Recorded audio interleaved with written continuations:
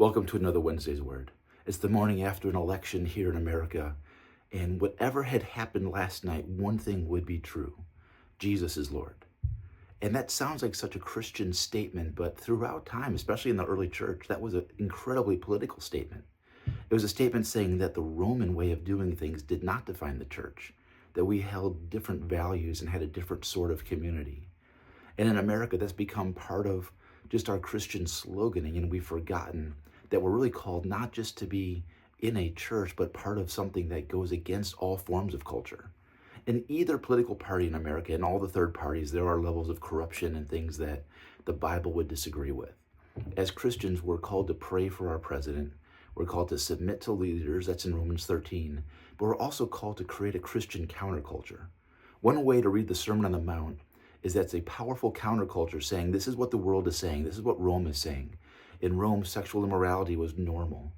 In Judaism, greed was becoming normal at that time when the people would say, well, I'm supposed to take care of my parents, but I'm going to invest it so they can give more to the church down the road. They would find these legal loopholes to get away from the things of God.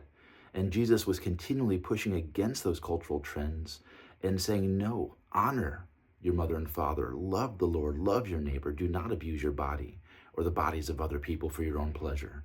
These were consistent strands throughout the early church. And then once Constantine came, it became very easy to be a Christian and a citizen, and those two things got both less important.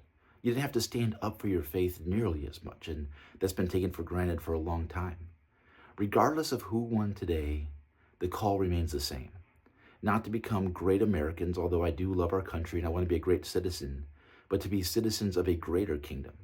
And as part of that kingdom, we will change this country around us. We will care for the poor. We will care for the sick. We will take care of the refugee and the immigrant. But we will also stand up for values for the unborn. We will do things about sexual fidelity that the Bible teaches, things that fly in the face of both parties, because our allegiance is not, as people are sloganing now, our allegiance is not to the elephant or to the donkey, but to the Lamb. And so rest. If your guy won, rest not because your guy won, but because Jesus is Lord. If your person didn't win, rest.